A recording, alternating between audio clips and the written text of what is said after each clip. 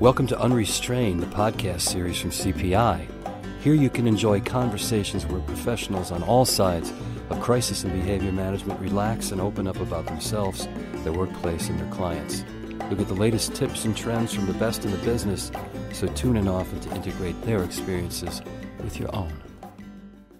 Hello and welcome to Unrestrained, the CPI podcast series. This is your host, Terry Vittone, and today I'm joined by three members of Milwaukee Public Schools violence prevention team. They are Pamela Hansen. Hello, Pamela. Good morning. And Drew Lutio. Hello, Drew. Hi. And Travis Pinter. Hello, Travis. Hi. Thanks for having us. You're welcome. Well, let's jump right in and start with some basic information. My first question's got a couple parts to it. One, when was the Violence Prevention Office put in place, and did it come into being as a reaction to dangerous or threatening school climate, or begin with another initiative? And finally, do you have a mission statement about the team you can share with our listeners? Yeah, so I will. I'll get us started on that one. Thank you, Travis. Yeah, thanks. I wish there was a more exciting story about this. There was some, big event that had occurred, and we all gathered together and started the team. But the team was around in the 80s, and none of us were on it, obviously. And it started off as I think, in fact, at the time, that was a more useful or timely term, violence prevention. It's a little misleading now. In fact, we kind of kick around the idea every year of kind of maybe rebranding ourselves somehow with the name itself, even though the work has remained somewhat consistent. But back then, it was a small group of school psychologists, or MPS, was run strictly out of our school psychology office, and working on programming around social-emotional learning needs and things like Second Step and other programs we're going to get to, I'm sure, but addressing schools at the school level, at the district level, with that kind of programming. And it evolved over time into several years like that, and then it eventually became much more of a multidisciplinary, more functional, in my opinion, team that you see today that has social workers on it and counselors and teachers and psychologists, and there's 10 to 12 of us, given how you count any given year in the budget and things like that. But that interacts in a more dynamic way, and it's more dynamic interaction with the district. Back then, it was sort of a small office of people that responded to things. I see. Yeah. So do you have a title that you think would be more appropriate today? That put you on the spot? Well, there's a lot of things. I'll let these two Okay. speak to that a little bit, Right. because I think they've been more involved in those things lately. We've talked about a lot of things. The problem is you don't want anything that's too trendy, because you want this one to last. And we've attached ourselves to a lot of important work lately, and suddenly you don't want to take your name away because now you're associated. But you guys have anything from the office lately that?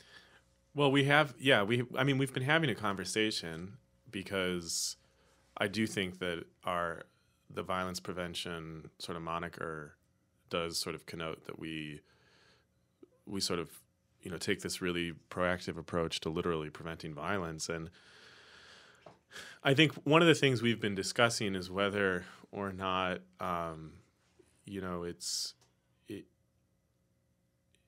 as all-encompassing enough, because I think a lot of what we do is about providing teachers and students in schools with a lot of the front-end support to be able to build the kinds of meaningful relationships that we know help kids to not only develop socially and emotionally, but also sort of avoid, turning to violence as an answer when they start to, when they find themselves embroiled in conflict.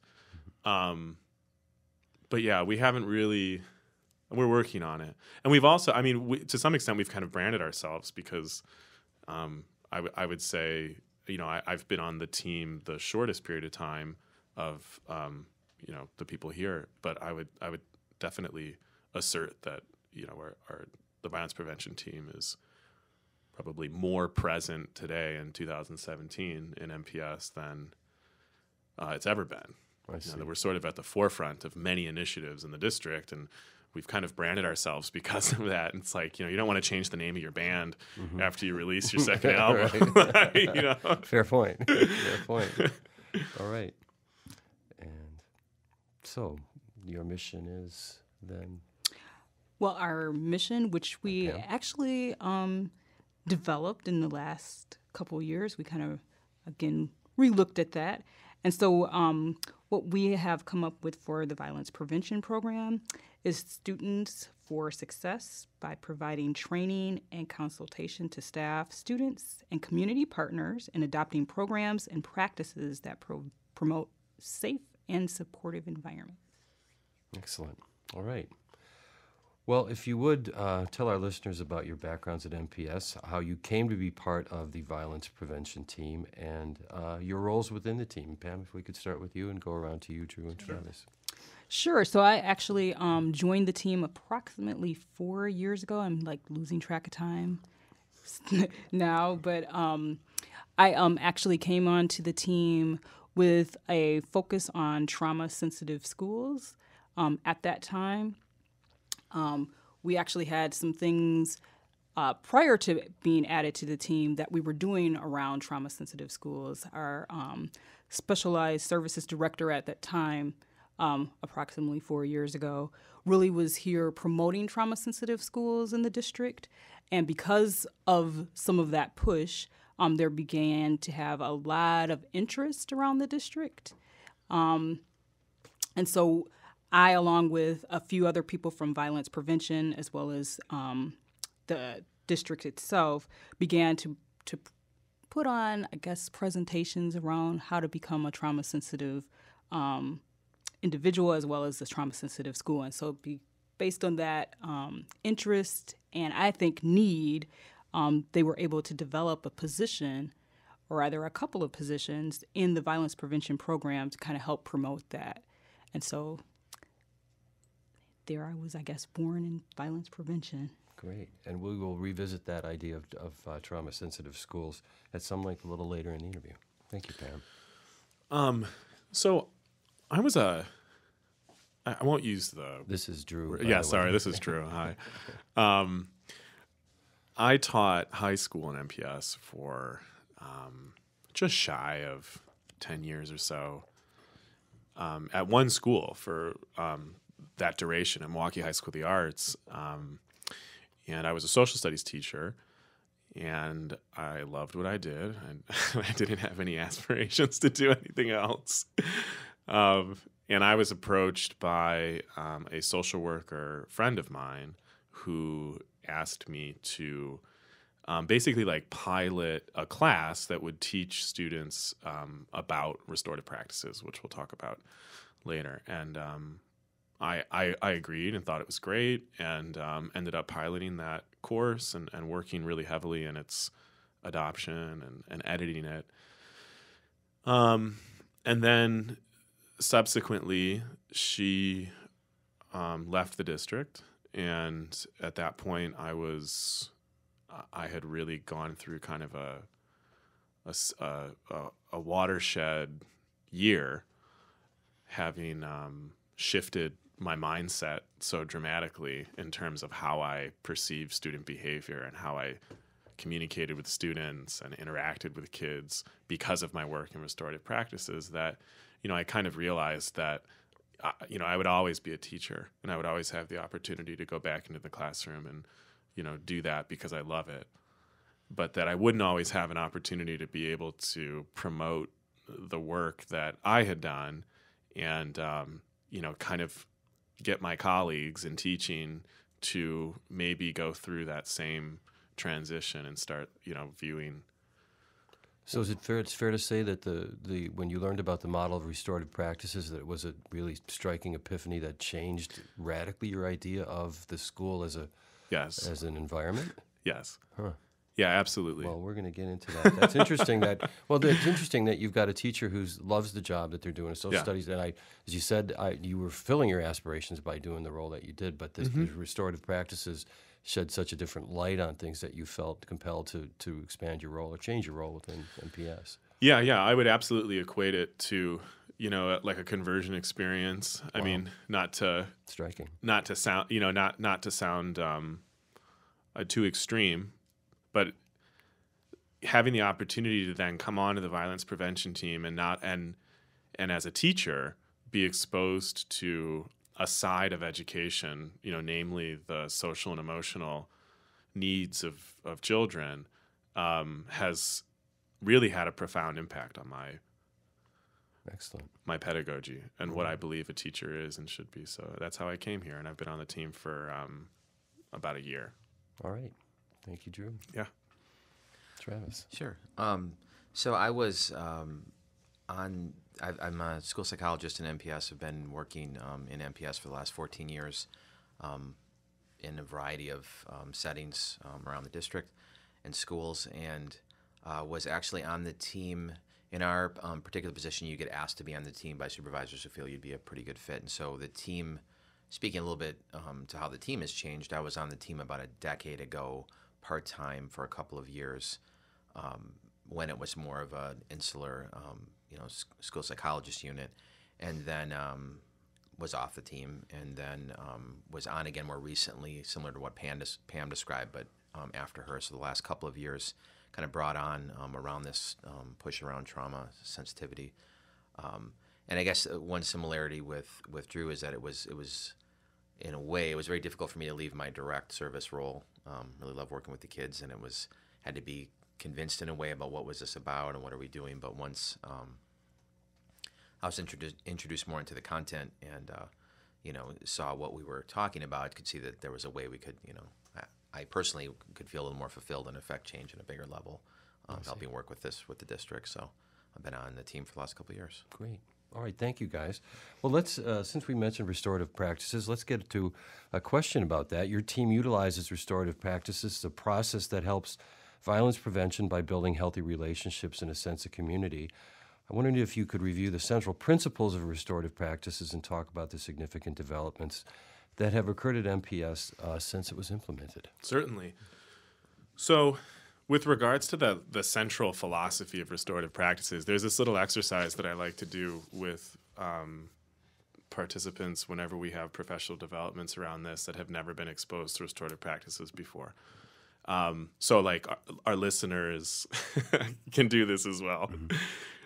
The central idea is that if you can envision a person in your life that you have a relationship with and you would preserve that relationship with no matter what, everyone can probably do that. Like we can all sort of think of that relationship that regardless of what that person did to us, we would just work tirelessly to ensure that relationship stayed intact. There's all these little tools and strategies that we use to do that, almost subconsciously, right? It's sort of it's part of our biology. It allows us to be able to connect with people and maintain relationships. And so you can envision that person, and you can envision sort of what you sound like and how you feel when you're going through that, trying to preserve that relationship. So we're all restorative, and we all have this natural capacity to be restorative. Restorative practices formalizes those things that we do almost subconsciously, and it provides people with a roadmap and a toolbox to then use to do that more intentionally with everyone. So the basic premise is that at the core of restorative philosophy is that trusting relationships are really at the cornerstone of healthy community. Okay. And in the absence of trusting relationships, community will develop, but it will be dysfunctional. And so in order to ensure the development of healthy community, we need to intentionally build trusting relationships with everyone in our space. And there are many ways to do that very intentionally. Well, what are some of the tools in the restorative practices toolbox? How do we go set about restoring a relationship that's been damaged?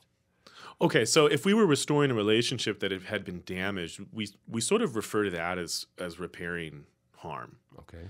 And if you imagine a continuum, restorative practices are a set of tools that fall along this sort of horizontal continuum that goes from very informal on sort of the far left-hand side of that continuum to very formal practices on the other side. So those formal practices would be the things that you would use very intentionally to repair a relationship. Things like repairing harm circles, very common in like restorative justice. So like bringing people who have harmed and the victims of harm together to then go through a really intentional set of questions and pre-conferencing that sort of allow the person who's been harmed to have a voice in their own healing process. That's very formal. Okay. The very informal things involve language and empathic listening. And by language, I mean things like affective questions and statements. Sometimes we call them I statements, but really teaching people to speak in a real specific way that involves identifying feelings, the feelings that are at the root of maybe the hurt or harm that someone else has caused you. I feel this way because of this. So I'll give you an example. For example, if a student, if I was upset because a student maybe wasn't completing some assignments that I had given them, it's very easy for lots of us to get very punitive about how, in the way that we respond to that student. This is what you need to do. I need you to give me these things. And if you don't do that, then, you're going to fail. So approaching a zero tolerance, this would be a very good contrast to something as draconian as zero. This is about if zero tolerance is on a spectrum over here, we're on the other side. I don't think Drew's going to mention zero tolerance in the context of. Well, no, but I just want our listeners to understand It what a change this is Yes. from what we've been so Absolutely. It's a spoon-fed. paradigm shift. It's a paradigm shift. And if we're sort of all acknowledging that the way that we generally communicate with one another in schools and really across all sorts of institutions, everything from the criminal justice system to schools, and it's very punitive. Mm-hmm. The language that many of us use in our relationships with people who we care about the most is not very punitive. I see. And it tends to be language that really focuses on like your needs emotionally. And so what I try to do, at least, and what we all try to do is to really get people to understand that we're not teaching them how to do something that they don't know how to do. We're teaching them, we're sort of giving them permission to do what they do naturally with the people they care about the most, with everyone. And changing your language it's both the easiest and the most difficult thing for people to do, because it requires you to sort of make this decision that, like, the way I sound is probably causing more harm than good. Okay, so I'm saying, well, that's on the more informal side. Say you got a couple of kids fighting in a lunchroom, and how does restorative practices respond to that rather than just saying both of you are out of here for 2 days? Well, there are. The answer to that is that we would approach it from two angles.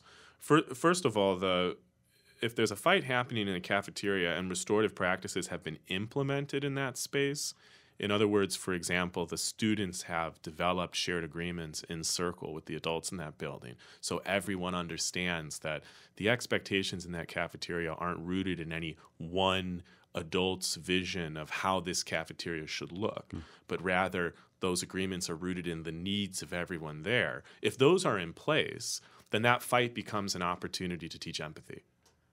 Excellent. So when you've established shared agreements in a community, conflict is an opportunity to teach empathy.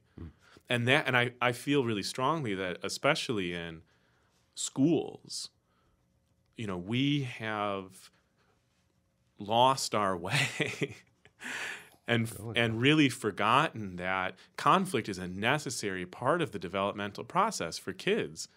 And it's part of a healthy community, and it shouldn't be eschewed and treated as like a barrier. It's a way to teach.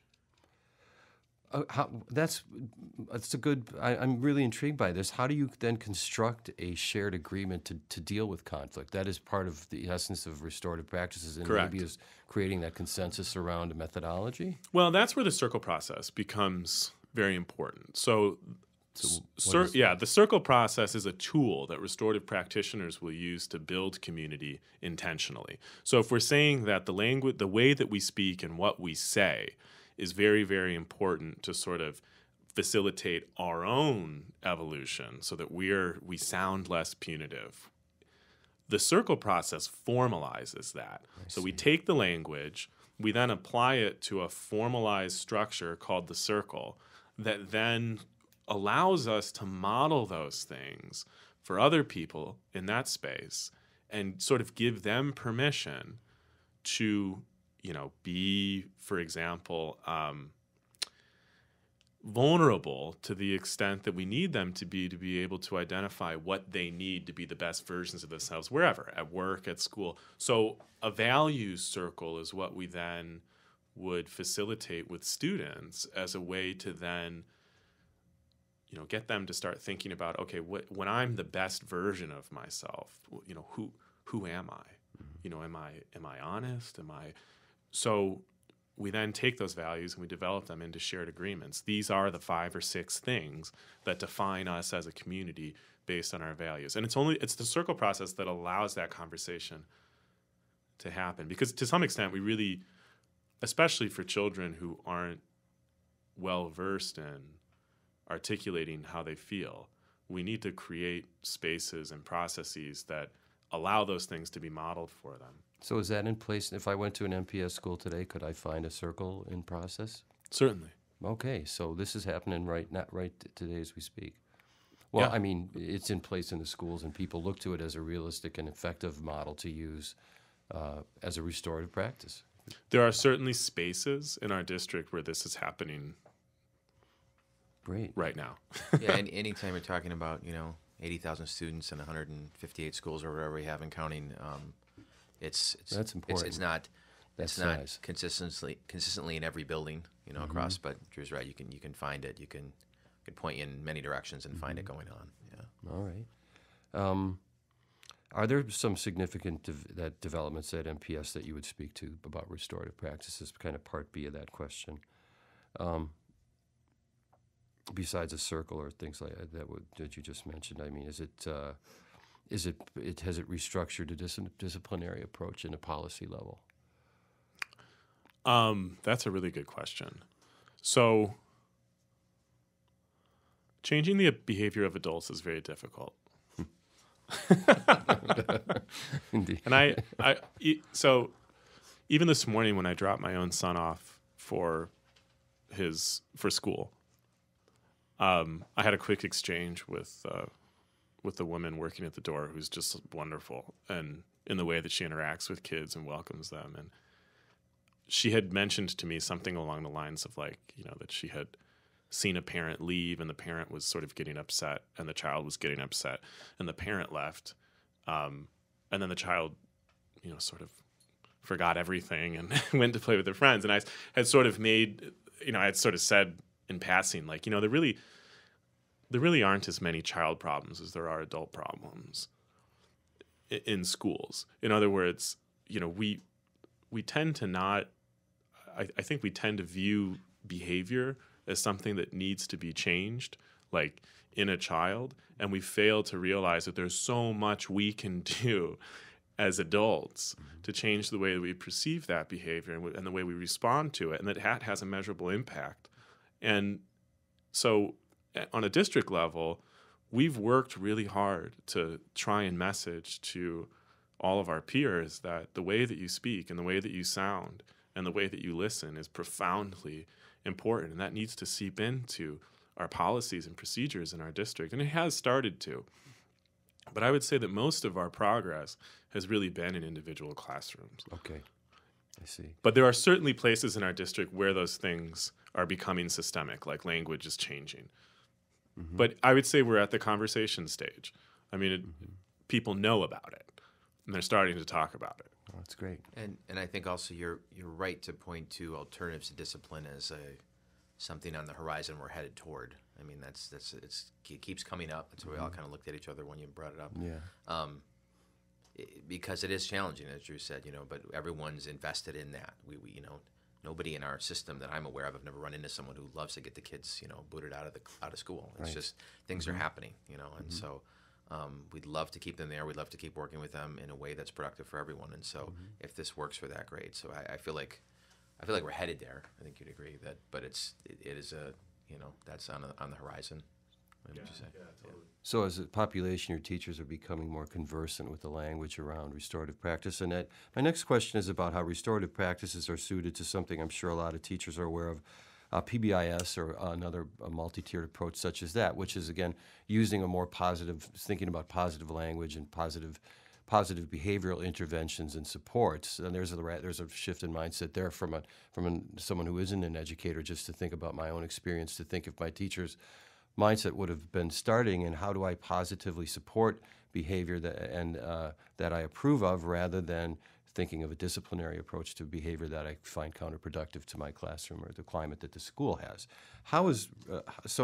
Do a lot of your teachers know PBIS just by the acronym, and do they relate it to restorative practices on a multi-tiered level?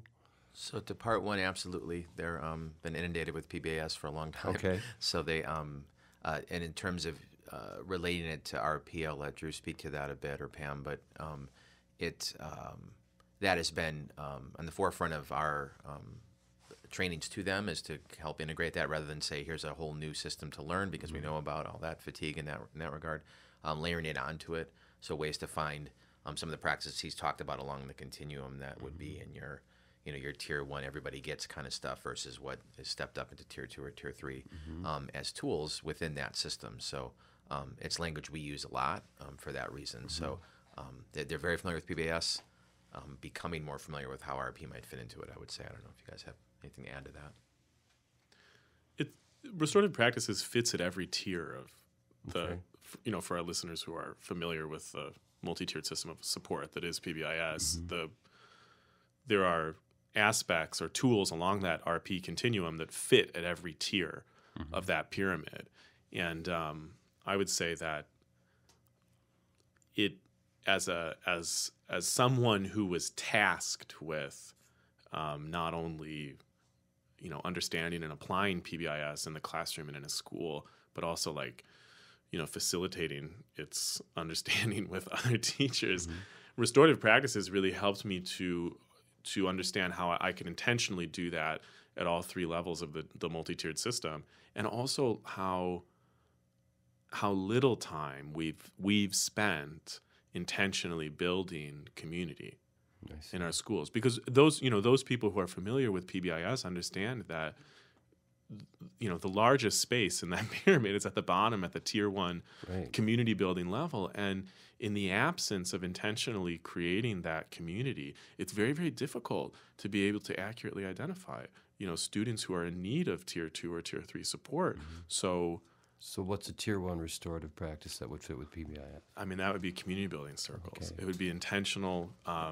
And the language you've spoken Language, to, the language aspects he's talked about, the language we use with students in the halls with one another, top down from administration too. I think we should point out that we have been in front of our principals and assistant principals as well around that language piece, and they went to, I think rightly so, how do I use this language with staff? I mean, because it starts there, right? And so that's definitely the universal one. Everybody deserves that sort of universal language. That's what we And all how have. do you get a group of teachers together and teach them the universal language? Where does that curriculum develop from, or how do you disseminate it? We have trainings. Okay. So we have trainings specifically in language, and Pam can probably speak to that training and its development, because that's part of a series of modules that our office. Oh, we're going to get to those. Yeah. But we have those trainings, and one of my responsibilities on the team is to deliver those trainings at time, as and as Travis and Pam have delivered them as well. And I think one of the things that I've learned through that is that when we do those trainings for administrators and teachers and support staff, it's imperative that we respect just how demanding their jobs are every day. Mm-hmm. And I think that approaching the language trainings from that perspective has allowed us to reach more people, because, you know, we're kind of starting to realize that, like, we have to support, in the absence of any support for them, we have to support those people and make them feel as if what we're saying and doing is modeling the very things that we're asking them to do. And so, you know, we've started to more intentionally do things like hold support circles for teachers and administrators as a way to build them up before we ask them to turn around and do something with a child that hasn't, you know, maybe hasn't been modeled for them in the workplace, but also sort of allowing people, kind of what I did earlier, to recognize that I sound restorative at times. I do. You know, this is something I do. And so I think a lot of people come out of those trainings sometimes thinking like that they have permission to do something that they want to do and they can do, and not feeling as if I'm being told what I'm doing is wrong. I need to change. I need to abandon all of my experience and wisdom. As related to restorative practices, now this goes back to what you were just saying. I'm wondering how everyday habits strengthen relationships on a broad level. And let's go to, I mean, this kind of seems to be the heart of a restorative practice. Yes. It's all about, in terms of everyday habits, it's all about being cognizant of the way you sound and the words you're using.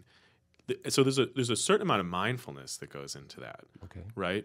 You know, so mindfulness is also another initiative that our district has really embraced and has pushed, and for good reason, because what we're really asking adults to do is be mindful of the way that they sound and the way that they look when they're interacting with each other, and children especially. So it could be as simple as a teacher more intentionally interacting at the door with every student every hour, you know, articulating how much they appreciate that kid is there.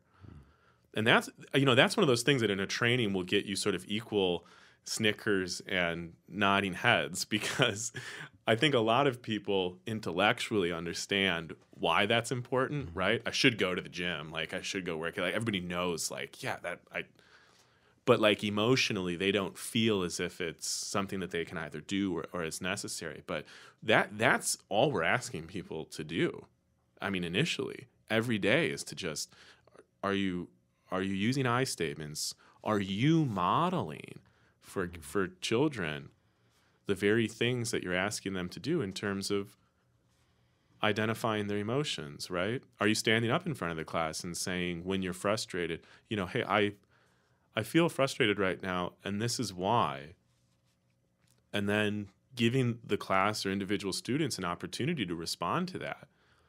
And you know, in the punitive paradigm, you're going to get pushback on that. In an MPS classroom, you're going to get kids who swear and make you feel uncomfortable. So if you get that either way, whether you're speaking restoratively or being very punitive, why not model the behavior that we're asking students to exhibit? So do you see that teachers are having a greater recognition of their individual impact on school culture by thinking restoratively? On a small scale, yes, I do. I mean, anecdotally, I've heard that and seen that yes.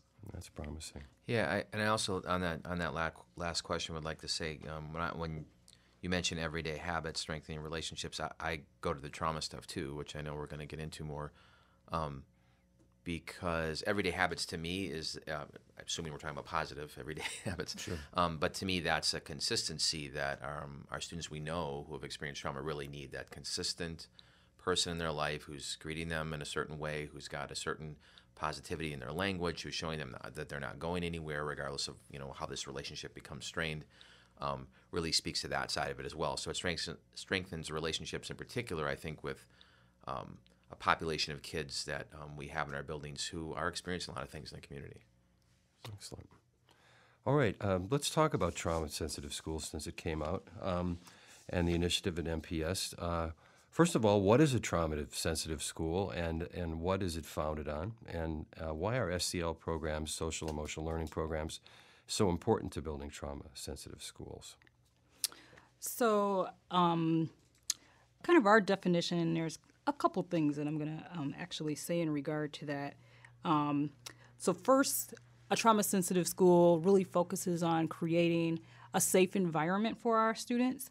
And when I talk about safety, I don't mean just physical safety, but I really want to focus on their emotional safety, their academic safety, as well as their social safety, which is some of the points that we actually do share with our staff so that they kind of have a good understanding of what we mean by creating a safe environment for our students. We also want it to be around building trust, because obviously trust is very key for our students, particularly for students who've experienced trauma. That's usually what has been compromised, is their trust. So really trying to have our staff and students have a trusting relationship with one another. Want to empower our students. We also want them to have that sense of a voice, as well as giving them choices. We really like to collaborate with both the staff, the students, as well as their families, because their families are also very key. So to create a trauma-sensitive school is like an all-encompassing thing. So it really is involved with a lot of different areas. In terms of that foundation that you asked about, the definition that we kind of created for Milwaukee Public Schools actually originated from, or we kind of stole, I guess, some pieces from SAMHSA, which is the Substance Abuse and Mental Health Services Administration. And their definition, or what we took from their definition, is that a trauma-sensitive school realizes the prevalence of trauma in our students' lives. We recognize the impact that it has on both their academic as well as their behavioral functioning. And then we want to respond to those behaviors by providing universal as well as multi-tiered supports that are actually sensitive to that student's unique needs. And then lastly, we want to really avoid re-traumatizing our students by creating policies and procedures and practices that do not allow them to be re-traumatized. Mm-hmm. So that's kind of, I guess, our baseline or our foundation, which is what we try to share with all of our staff, so that they kind of have an understanding of what that is. And in our modules, which I know we'll talk about a little bit later, we actually have them do some exercises around that so they can kind of look at their own individual spaces and what are they doing to create that safety around their academic safety, their social safety, their physical safety, as well as their emotional safety. So what kind of trauma do kids come to school with? What's the most prevalent kind of just so our listeners get a kind of a sense of? Wow, that they have a wide array. That list could go on. It's definitely not an exhaustive list. So we obviously have community violence, which is probably a very big one for many of our students. We have domestic violence. In some of our trainings, we talk about ACEs, which is adverse childhood experiences. And so just in understanding that entire study, which I won't necessarily go too involved in that, but what it basically is talking about for individuals who experienced different adverse childhood experiences under the age of 18, the higher their ACE score, the higher their probability of having poor health outcomes as adults. Mm. And some of the areas that they discuss in the ACE study are domestic violence, parents or family members who have been incarcerated, physical abuse, sexual abuse, emotional abuse, as well as physical or emotional neglect that may take place for some of our families, substance abuse issues. Within Milwaukee Public Schools, we unfortunately have a lot of students who experience homelessness. Not to mention, there are some students, not necessarily all in Milwaukee Public Schools, but we've had some who've had to be placed in Milwaukee due to, unfortunately, different events such as hurricanes. So like when we had Hurricane Katrina, some of those individuals actually did have to come here. So just some of those different types of situations, though the list actually could go on and on and on, but just to give an idea.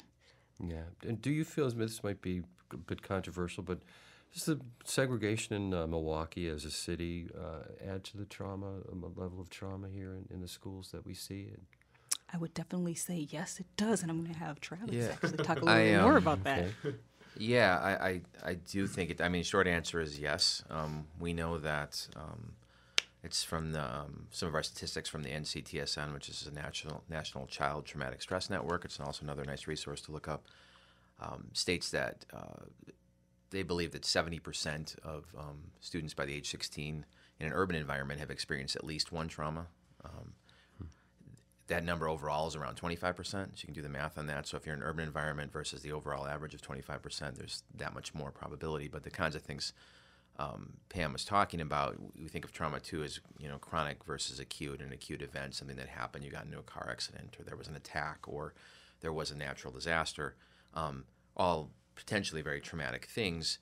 You have those kinds of things, but then you also have sort of constant stressors that are in the environment when you're in an area that is might be higher in crime or have you know, a more dangerous presence, and so there's that stress of not being able to leave your house and go into your yard, those kinds of things.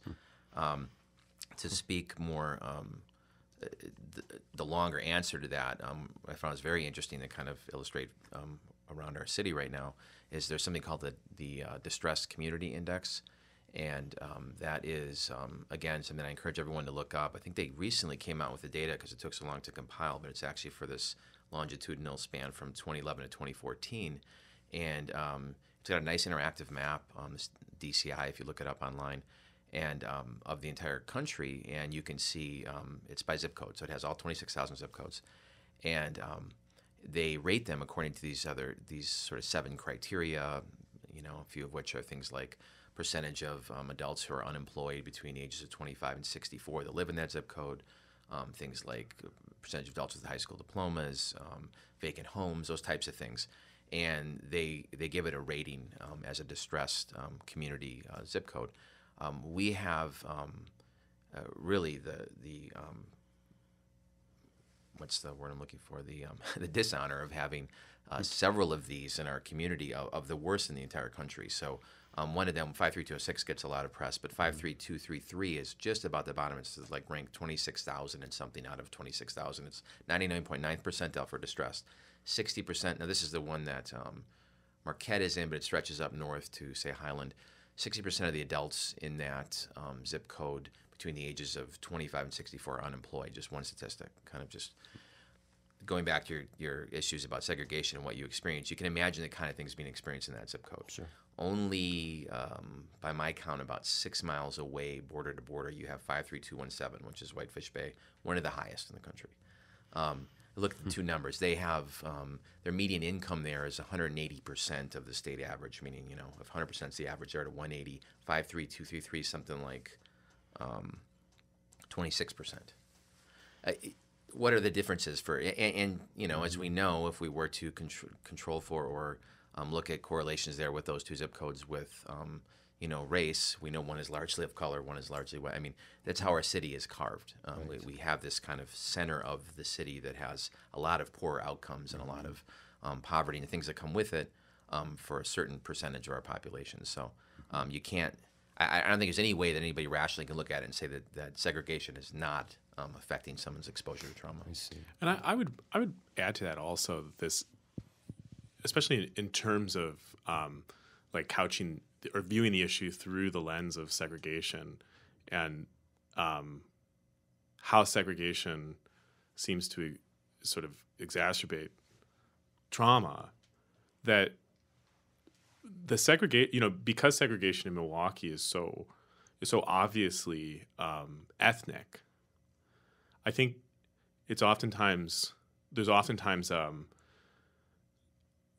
so inappropriately a correlation made between ethnicity and trauma, whereas what we really are stressing here is that poverty, right? Like, so really the correlation is in socioeconomics. And unfortunately, because Milwaukee segregation is so delineated ethnically, we seem to, make the mistake of assuming that that this systemic trauma is an ethnic issue when we know it's not. It's rooted in socioeconomics, and that's not to say that poverty is inherently traumatizing, but it is to say that like the socioeconomic factors that many of the people who are victims of segregation in our city experience put them at enormous risk for adverse childhood experiences. Yeah, and I think that's very, very important. That's very important. Right. Well, and I think I maybe have more latitude to say this, perhaps, but it seems really that systematic oppression is still creating this economic disparity, and that's why this race seems to be wedded to traumatic experience or difficulty in performance at school. So it's the causality seems to be in exactly the opposite way that it should be, to me personally. Yeah, and I think there's some evidence out there. There's some recent studies and some interesting sort of headed in that direction that are looking at, illustrating at least some difficulties or inability for people to move out of those areas or those parts of the city. Variety of reasons why that might be, but you see it regardless of income levels that you're still very strongly. It's very easy to predict in our community, unfortunately, by looking at someone based upon the color of their skin, which part of the city they might be living in versus a suburb. There's a lot of evidence pointing to the fact that it's very, very difficult to move out of these circumstances, which would support what you were saying. Which I think Milwaukee Public Schools has really started to tackle that, and I feel that's really commendable, and it's a source of pride. I know for us that MPS is the member of the community organization that has really started to say that yes, that's a problem. We need to talk more openly about that segregation and its impact on our students and on our public schools.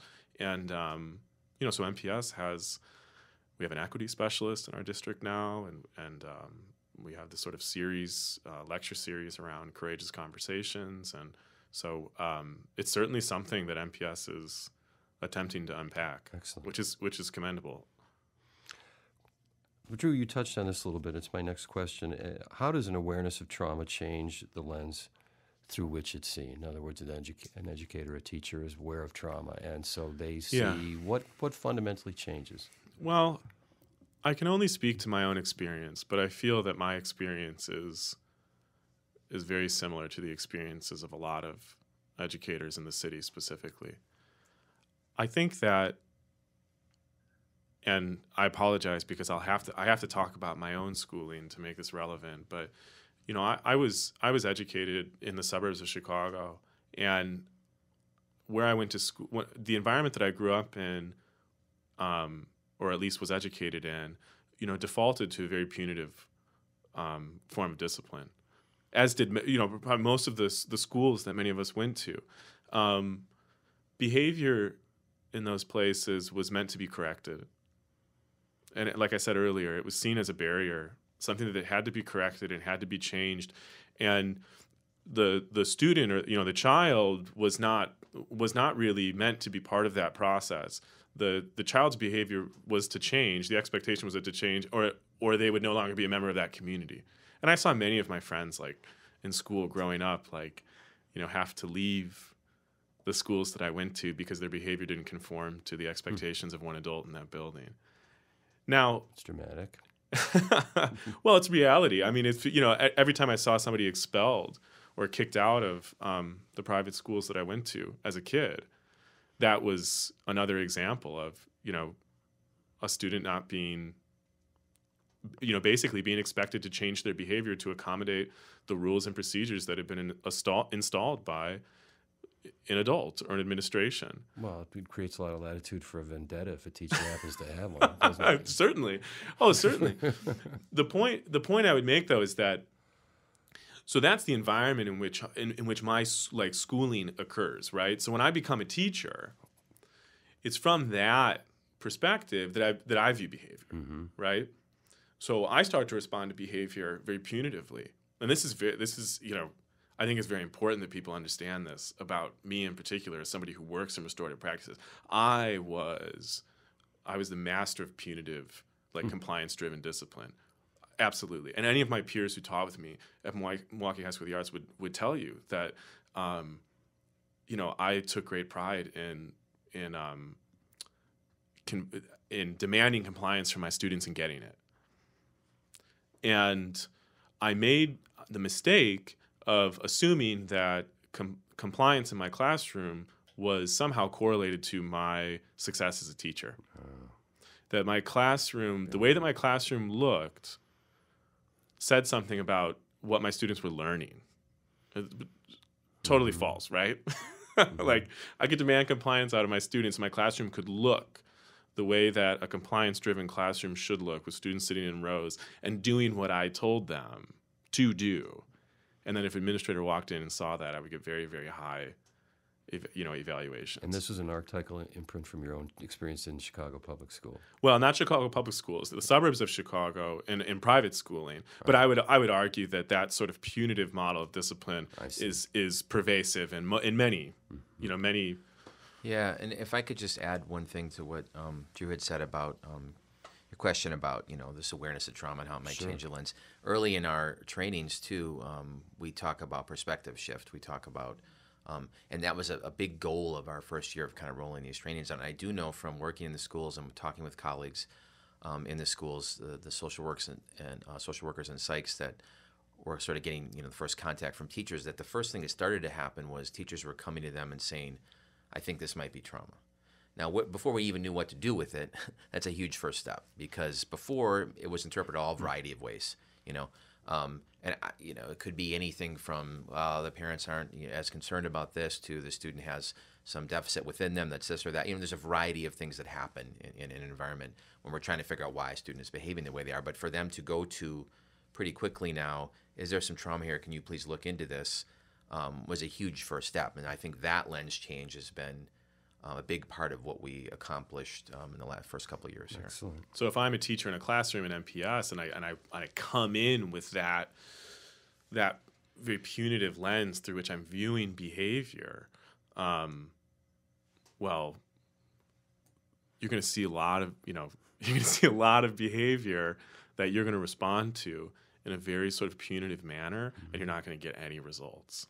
And so I think in terms of trauma, understanding trauma and its impact on how we perceive misbehavior, like my real watershed moment was when I began to realize that I was leaving work every day exhausted, having felt that I had done nothing, to improve the behavior of my students. And it wasn't until I realized that, well, I'm part of the problem. The way that I speak is creating the very thing that I'm trying to stop. Well, I would say from hearing that, if you're leaving class with a sense of hollow exhaustion, you probably would want to listen to that as a report back on what. Certainly. And that's got to have residual. If it's got to be coming feedback from your students. Well, and that's not to say that exhaustion then leaves when you start speaking restoratively. It's just to say that there are lots of people who run marathons and are exhausted when they're finished. They keep doing those. The idea is that. Well, there's a good kind of tired. Right. And that's what we want. Like, I want to leave school exhausted because I used every conflict as an opportunity to teach the social and emotional skills that these children need in order to be happy people. Nice. And that's, so if I'm going to be exhausted one way or the other, I want it to be a productive exhaustion. And that's where I think restorative language and that sort of those informal tools become really powerful for teachers, because then you're leaving school and you're going, I'm exhausted, but I ran 26 miles and I accomplished something. Good stuff. Now, one strategy central to effective violence prevention, we talked about this in our pre-interview, and I think it's really interesting, is something called self-regulation. I wonder if you could explain that concept, and along with that concept, the difference between the doing versus the thinking brain, and then why sensory-based strategies can be so very effective in promoting self-regulation. Who's got this one? So thinking about self-regulation is really as a tool to kind of help students who obviously who have experienced trauma. Some of the things that we often see with students who've experienced trauma is a lot of those overt behaviors. So you may see students who are physically aggressive, who are lashing out. They may be verbally aggressive. They may be running out of the room, engaging in some of that fight or flight or freeze response when they're basically in what we call the doing brain. And so there's basically, we can think of the brain as having two roles that kind of influence our behavior. And so the doing brain, it really is activating the fight or flight or that stress response system. And so when, of course, that gets activated, particularly for those who are in that fight or flight mode, you will see a lot of those overt behaviors, which is what we commonly hear from a lot of teachers as the student is out of control, or they're not listening, or they're leaving the classroom, or they're cussing me out, whatever it is. Typically that student obviously is in that doing brain. And when you're in the doing brain, you're just more reactive. However, on the other hand, the other role is the thinking brain, and that is basically where our executive functioning takes place, where we are able to do more reasoning, we have our problem solving, we're able to organize and plan. So when we're in that calm state, we're obviously able to activate that part of our brain, that thinking brain. And recently I learned a term of the upstairs brain and the downstairs brain. So that's another term that I thought was kind of cool. So the downstairs brain would be the doing brain, and the upstairs brain is the thinking brain. So in terms of our self-regulation, we want to obviously help our students to get back to that thinking portion of their brain. And so in a way that we do that is we really promote sensory-based strategies. And so just trying to get students to get back to that calm state so that they are able to, of course, get back to that problem solving, that cognitive portion. And so we use in our modules series to explain that we kind of have a progression or a hierarchy in which to get to that cognitive or that thinking part of our brain.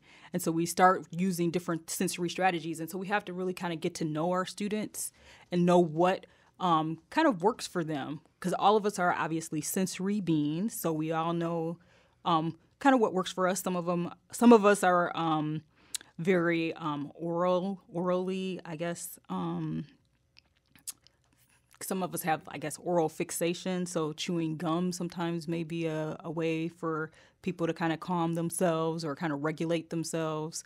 We have others who might need some tactile input, so they may use fidgets, or they may actually do some drawing or doodling, and that kind of helps them keep themselves regulated. Some people may need some auditory regulation. But we just kind of look at all those 5 areas of sensory input and really try to gauge for ourselves what helps us keep ourselves regulated as adults.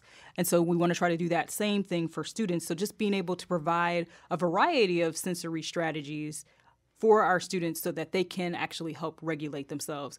And if we can, really trying to teach them about some of those strategies so that they are able to then regulate themselves when they notice that they're getting a little bit overwhelmed or that fight or flight response is getting activated, that they can do some things to help self-regulate, to help them move back to that thinking part of their brain. I liked at our pre-interview how you guys showed me those the jars that you made, the sensory apparatuses. So I'll call it a sparkle jar. Maybe you could explain that, because other teachers, it's so easy to make and it could be so effective. So why don't you just tell?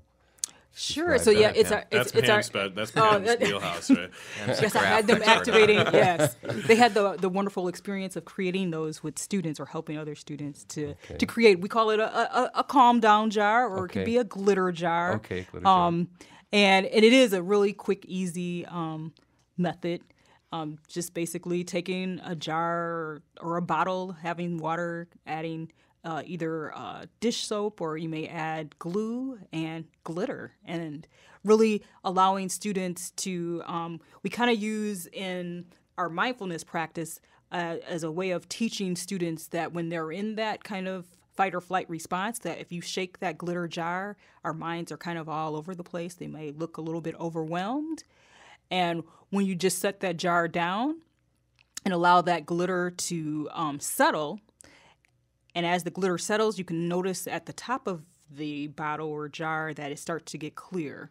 And so we just try to use that kind of as like our little metaphor for our students, that this is then allowing our minds to clear and get back to that calm state.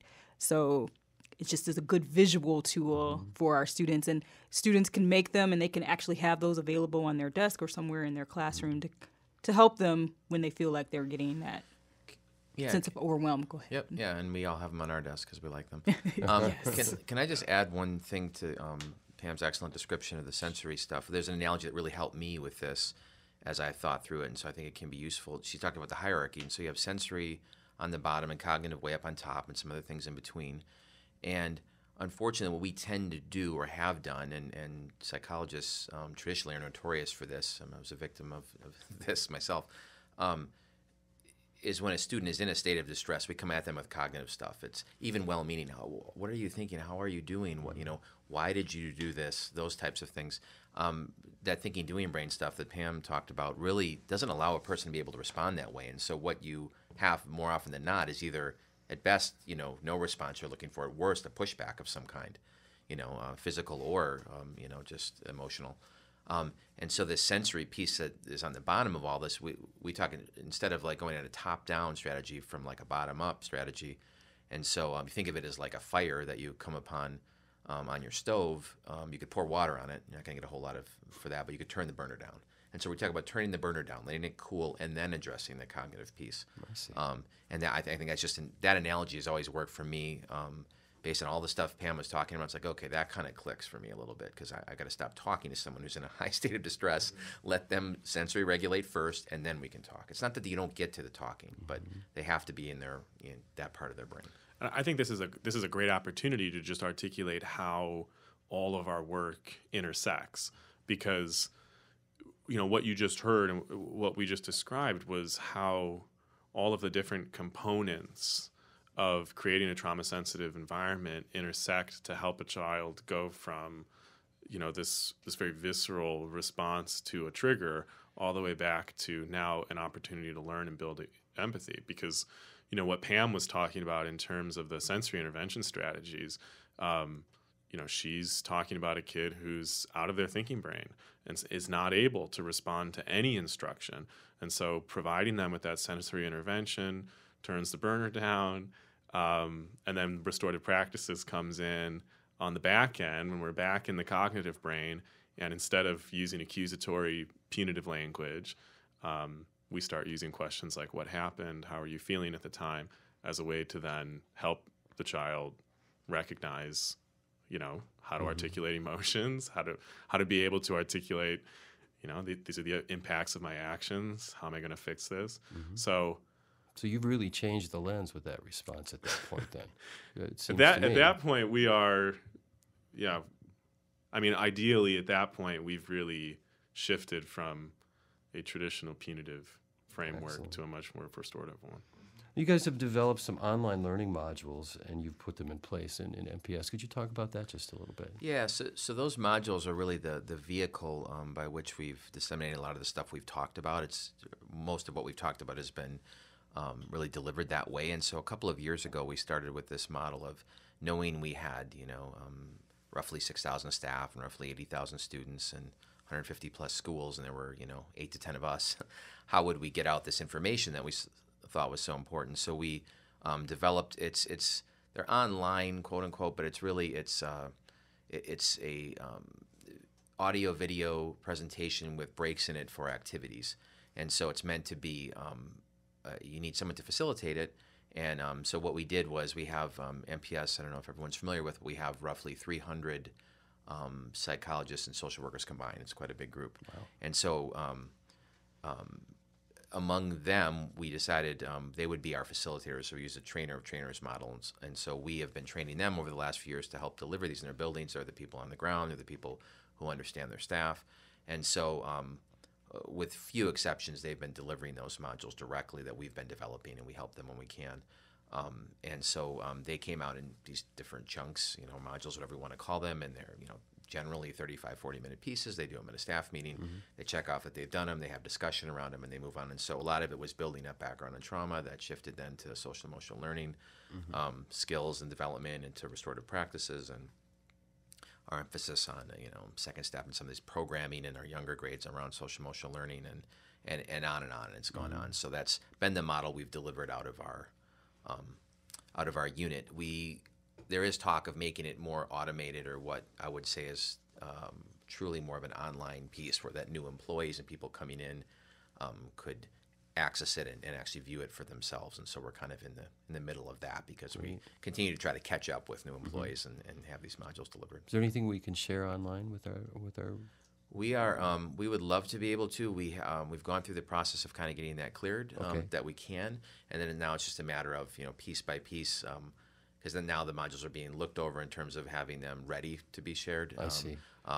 But I believe, maybe by the time this airs or shortly thereafter, we can at least start to share some links for those early modules. Great. We will look for that. Well, finally, let's close today. By the way, thank you, everybody. This has been very enlightening, and though I wish we could have worked CPI into it a little more, but maybe we can.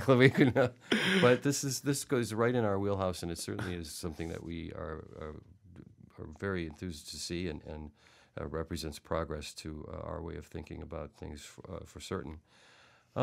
What are your thoughts about the current federal education direction and policy, and do you feel it supports or distracts from the violence prevention team philosophy and agenda? I mean, I don't want to close with such a hot potato necessarily, but just what's your sense of things out there? I mean, it distracts from our. Yeah. Yeah, and I mean that. I absolutely don't. I don't mean to say that so emphatically to make it sound as if, that's particularly controversial. Mm-hmm. But I think anytime you're trying to teach anyone, children or adults, how to better communicate and sort of own their feelings and build trusting relationships and, inclusive communities. If those things aren't being modeled by the adults in those spaces, we know from experience and research that it's very, very difficult to see that change in children and adults. Right. We all have a natural tendency to mimic the behavior of the people around us, if only to feel that we belong and we aren't isolated. So, in the absence of that modeling, it is difficult. When I first met with your team, I had been listening to NPR that morning, and I forget who the guest was on, who said, well, SEL is a fad. Social emotional learning is a fad. This was the word, fad, and we need to get back to the 3 R's. And you could see there's a part of a reactive element, a mindset out there that's going to grab onto that and say, see, this frivolous stuff going on in education is distracting from these things that got to get our test scores. We're not competitive, and that whole platform of our arguments that goes along with that. How do we transcend that kind of? I mean, maybe I don't want to lead the answer too much. No, that's okay. I do think I think because you're. And I get that, right? I mean, people need to be practical. We can't go in and say we're going to do things in schools. We have to show results of some kind and get that we're results-oriented in that way. And I think, and we talk about these things a lot, and that, going back to your original question, is regardless of whoever is in charge, they're still looking for things that we've had a hard time traditionally fitting our sort of SEL framework into. But to me, the simple answer to that is by showing results. And the fact is, those things do lead. There's no question in our minds and in the data. There's been some really good meta-analysis studies, maybe we can link to some, that have come out in recent years that show, at one point it was 11 points, I think it's gone up higher, but that these SEL programming will lead directly to an 11-point gain in standardized testing, percentile rank gain. That's a significant gain. We're not getting that kind of thing generally from cranking out, getting kids in seats and cranking out sort of rote skill stuff. I think that has since gone up. It might be as high as 13, I can't remember. There's also an economic advantage that we've seen in some of these studies that show that, and it's similarly, I don't know why 11's a magic number, but it was something like an $11 return on your dollar spent when you start to look at lack of incarceration for these kids as they move into certain aspects of their life. Special education programming that, as we know, is very expensive, that would be reduced by virtue of having more of these SEL skills in place and things, and they've seen it as a very economic advantage. But so I think that's how you have to sell it. You can't do the touchy-feely stuff because I get that people have to operate from, well, what is it going to do? The bottom line, though, what they need to know and hear more often is that it absolutely will help the bottom line. We are also trying to affect the 3 R's. When you hear someone use that argument, I think Pam and Drew would agree that they're separating the two, and they shouldn't be. It's not a matter of this or that. We're really going to help the other one, but when we have kids coming in that need a lot of there's a lot of basic needs that need to be met, you can't expect to cram math down their throats. That's kind of that turning the burner down thing again, right? We have to affect both sides of this, And in the absence of a national dialogue or discussion around how socioeconomic segregation, even in our country, has exacerbated people's perspectives on the purpose of a public school and what it's intended to be, that's very difficult. It's very difficult to promote our work when we as an institution, public schooling is at a crossroads in terms of having to justify its own existence. I would say crossroads is light. Yeah, right. I'd say it's under attack. And I think we all feel that way. and that's not something. Yeah, right. I mean, that's something that we all know and understand in public schooling. And I know this. This speaks directly to the mission of restorative practices, but I feel that this is far more broad than that. That in the absence of a sort of culture that promotes and supports and values the public school as the last bastion of true diversity, like true unadulterated organic diversity, be it socioeconomic, ethnic, whatever. If we don't value that as a society, then really what we're saying is that we don't believe that human beings should have to learn how to coexist. And that's very, very dangerous because the entire purpose of public schooling in our society was to create spaces in which we were building citizens. And in a diverse society, how can you build a citizen in the absence of diversity? It's just, it's so incongruous, those two ideas. So I feel that what we really have to do is sort of at every turn promote and defend the concept of the public school as the place in which social and emotional learning can happen in its most, in its natural habitat. I don't know how effective SEL is in a space where everyone looks the same, because that's not what our country looks like. And I fear oftentimes that, we're beginning to forget what the purpose of the public school not only is, but also like the opportunity that it gives us as a society to really teach our kids what it looks like and feels like to live in a functional community. That's a powerful, very powerful observation. I'm not going to and conclusion. get off my soapbox. I'm not going to say anything. We called Drew the closer for a reason. There's no point. Well, yeah, that was a very, very powerful close. And I want to thank my guests today. They have been Pamela Hansen, Drew Lutio, and Travis Pinter. They are from the violence prevention team at Milwaukee Public Schools. Thank you very much. Thank you very much for having us. We appreciate it. And thank you all for listening.